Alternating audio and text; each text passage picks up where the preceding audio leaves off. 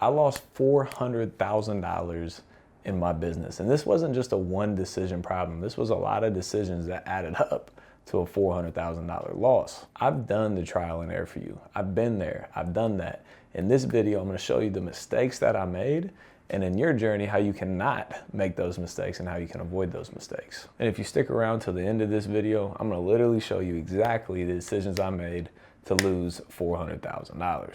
The thing with entrepreneurship is that we all take losses. Some losses are small, other losses are enormous. And most people, when they get hit with a punch and they take a loss, whatever that is, they can't get their first deal, they lose money on their first deal, they can't raise money, they can't find a buyer, whatever it is, they take that loss and then they walk away and say that it's not possible, or that it's a scam, or that it's a fraud, or whatever it is. The thing is, the people that get punched in the mouth and get up and keep going, those are the people that are actually going to be successful at the end of the day. And the only reason that I'm here on camera today is because I've been punched in the mouth a lot more times than a lot of other people out there. And I've got up and I've continued to keep pushing every single time. To me, I always see it as a lesson. I don't see it as a loss. I don't take losses, I take lessons. And to not giving up, if you could smash that like button for the YouTube algorithm, it'd be greatly appreciated. I'm trying to grow my YouTube channel as much as possible, and I need the likes on the videos to try and push my video and make it go viral. I wanna go over the 4 big reasons that I've lost money in my real estate business. And the first one isn't necessarily a direct decision with that $400,000, but the issue was when I started is that I wanted to do everything myself. I was always tied to it being me. I wanted everything to run through me, all the money to run through me, all the decisions to run through me, all the properties to run through me, all the sellers to run through me, all the leads to run through me, every single thing to run through me, because I thought if I did it, it'd be get done the right way. I'd do it 100%. But the thing that you quickly learn is you can't scale when it's just you. When it's just you, you can only do so much. You can't scale to the level that you actually want to be. So my mentor kept telling me for years to hire somebody, just an assistant, to hire an assistant. And I was hard-headed and I didn't hire it for years. The first probably 3.5 years of my business, I never had somebody on my team. And then inevitably, I got so busy, I was like, oh my gosh, I need somebody here. And I switched my mind from thinking of an investment, of paying an assistant as a cost to an investment. So I wasn't, spending money, I was investing money for them to do the things that I didn't want to do and that I wasn't good at, the paperwork and things like that. So I could go out there and I could do tasks that actually created income. And for me, the year that I hired somebody, I went from making a couple 6 figures to doubling my income to multiple 6 figures simply by making one hire. So I want to put it in perspective to you like this. Each person, each individual, you, me, everybody has a cap to their income. You cannot be broken. You can only make so much money in a day because we all have 24 hours. Yours might be $200,000 a year, mine might be $100,000 a year, but each individual has a cap. The only way to break that cap is to leverage other people's time, hiring, and to leverage other people's money, private money lenders. That is the only way to scale past you and how to make more money. So you have to hire people. If you're starting in business, make some money and then hire somebody. Something I should have done years ago was hire somebody sooner. Took me 3.5 years to do it. Could even be farther ahead from where I'm at right now if I made that decision to hire sooner. Number 2 is to increase revenue instead of decreasing expenses. A lot of people are brought up with saving. Don't get that $2 Starbucks Frappuccino or $4. I don't know what it is nowadays, but save money. It's not the right way of thinking about things. You have to make more money to actually get to where you want to be. For me, everything ran through me. Every single penny in the entire business, and we're moving multiple 7 figures around a year through construction and purchases and sales. Everything had to run through me. I knew exactly how much money was in, how much money was out, every single penny that was going around. The problem with that is I spent so much time focusing on the books and saving money and cutting expenses that I didn't spend as much money into growing revenue and growing profit. So it kind of sounds backwards, but I was actually restricting my growth by watching the budget rather than growing and figuring out how to make more money. Most people don't understand that. You're limiting yourself when you're being so tight with money because you don't allow yourself to figure out how to go out there and actually make more money. And when I personally started focusing on income producing activities and driving revenue, my business started to grow again. I'm not saying don't ever look at your books. That's not what I'm saying here in any way, shape, or form. You should always be looking at your books, but you shouldn't look at it as so much of a microscope where you're tracking utility bills and paper and pens and Post-it notes and tracking all those things down to the detail, because that just takes too much time. You want to look at your books to see profit and loss, revenue and profit. So, all right, cool. I spent $5,000 on office materials. I spent $10,000 on marketing. I brought in $100,000 in profit. Boom, on to the next. You want to watch your books, but you don't want to micromanage your books. I saw a quote 2 days ago, and it said, keep the main thing the main thing. So the thing that drives revenue, the thing that makes you money, which is probably sales or marketing or talking to people, whatever drives revenue, spend time on that. Keep the main thing the main thing. Don't spend all of your time on the paperwork and the systems and the back end and all these things that need done, but they don't drive revenue. Hire somebody to do the things that need done, but don't drive revenue. And then you go out there and you produce as much income as humanly possible. You will never get rich by saving money. If you save an extra $1,000 or $3,000 or $5,000 a month, it's not going to make you rich. It might help your lifestyle a little bit, but it's not going to make you rich in any way, shape, or form. Ask around who has saved money their entire life and has been filthy rich. Nobody. You save money to invest. Save money, invest. Save money, invest. Save money, invest. It's a never-ending thing because investing is how you get rich and wealthy. So don't be such a penny pincher where you can't go out there and spend money on investments to then make you more money in return. So the third thing that I learned is to get things in writing. Now this is part of 2 reasons how I ended up losing that $400,000. So pay attention here. What I did is I ended up buying a 6-unit apartment building. When I bought it, there was a previous developer that was already in the process of renovating it and getting it stabilized.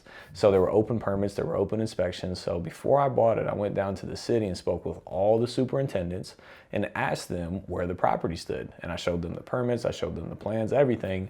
We reviewed it all together and they're like, yeah, you can buy the property, you can transfer the permit, and you can continue the job from where you left off at. I was like, perfect. I bought the property, started work. A week after starting the work, the city slapped me with a stop work order. And I was like, what's the issue, guys? Like, I just talked to you 2 weeks ago. What's going on here? And they're like, yeah, unfortunately the permit expired. And by the way, the codes changed from when they did the work a year or a year and a half ago. So you actually got to go in there and you got to rip out all the plumbing, all the electric, all the HVAC, all the drywall, and completely redo the entire building. Now, let's take a step back here. Think about this. I was spending almost $10,000 a month in interest costs. Just interest, I was spending $10,000 a month in interest. On top of that, I was paying utilities, I was paying insurance, and 4 of the 6 units were already to the drywall phase, meaning that all the plumbing, all the electric, all the HVAC, all the framing, all the insulation, and all the drywall were already done in 4 of the 6 units. A lot of money in there, right? And then they told me I had to rip it all out and start over again. Talk about adding budget to the bottom line. I had a great contingency budget on this, but the contingency budget didn't even come close to covering all those costs. So I had to go in there, rip everything out. I had to spend money and redo everything. They ended up freezing the account for 8 months. So I spent $80,000 just in interest costs alone on this deal that I wasn't expecting to spend because I budgeted like 9 months for the project.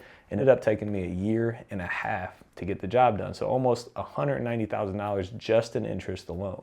So long story short, that problem would have been solved if I followed up with an email saying, hey guys, I appreciate these guys taking the time to meet with me. I would just like to confirm if I go through with this property and purchase it and transfer the permit, I can continue as is and finish the permit out as planned. Yes, Austin, you can do that. And then when the stop work order came in, I'd have had it in writing and it'd been a way easier job than having to bite the bullet and spend a couple extra $100,000. And then this is the other part to that $400,000 loss. Number 4 is to trust other people too much and not following a proven system. So at this point, I've been in the game for 4.5 years. I've done hundreds of deals. I've made millions of dollars. And I met a guy and he did a job for me. It was great. It was tremendous. It took a lot of weight off my shoulder because I was managing a lot of jobs at the time. And he came to me, he was like, hey, Austin, let's do something different. Let's do a cost plus.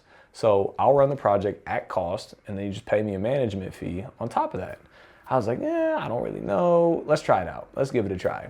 And then we got into 1 project and we got into 2 projects and then 3 and then 4 projects. And next thing you know, he was doing a lot of jobs for me and we're doing cost plus on all of them. The problem with cost plus is that they're guaranteed an income no matter what happens on the job site. So do you think it's more likely that they try and penny pinch and over budget and make 100 phone calls to get the right price? Or do you think it's more likely that they're just going to call the easiest person to call and get them out to do the job?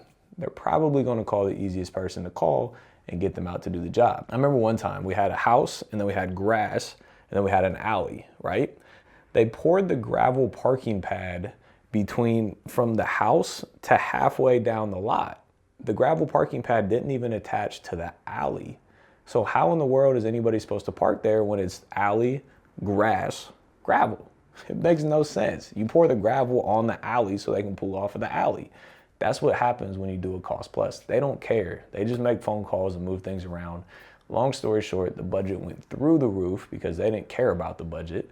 They got their money on top because it was a cost plus. And unfortunately, I put them on 4 large projects at the same time, and it took me a while to catch up to it. And we're already at least halfway through on all these projects. And at that time, the money had already been gone. I remember on a single family existing property, by the way, we spent $50,000 on a framing budget. If you guys don't know construction, you can spend 50 grand for labor and material to frame an entire house, the whole thing. This was an existing property that we're changing some things on it. Spent $50,000 on the framing project alone, blew the budget by like 10. I think we had like 7 grand budgeted for that. So when I caught up to all these things, overall between delays in construction, between over budgeting, between having to let them go and bring in somebody else to redo the job and finish the job and overpaying again, I ended up losing about $400,000. It was not a fun experience in any way, shape, or form, but I want you to learn from that lesson. And one, to get things in writing. When you manage contractors, get budgets in writing, get scopes of works in writings, get draw schedules in writing, working with the city, get those in writing. And on top of that, don't do a cost plus. Do a estimate, a bid on the property, including labor and material, and go with that. If you do a cost plus, very, very often, people don't care about the cost because they're getting paid no matter what happens. I had to eat that loss. I lost over 400 grand on those deals. It was not a fun experience, but I don't want you to have to do the same thing. If I'd stayed true to what has worked for me for years and years and years and years, I wouldn't have had this issue because I wouldn't have gone to a cost plus type of thing. So don't fix what isn't broken. If things are going well, if you're making money, don't try and overcomplicate the process. But at the end of the day, you live and you learn. And those are not all the lessons here by any means. Those are just 4 of the biggest lessons that I've had to learn where I've lost money, and I felt I lost on the other ones. I lost out on opportunity costs of what I could have done if I maybe have hired somebody sooner, the money I could have made. So I want you to learn from these lessons so you don't make any of these mistakes like I did. And if you're in business, and especially the business of real estate, you know that mistakes happen often. So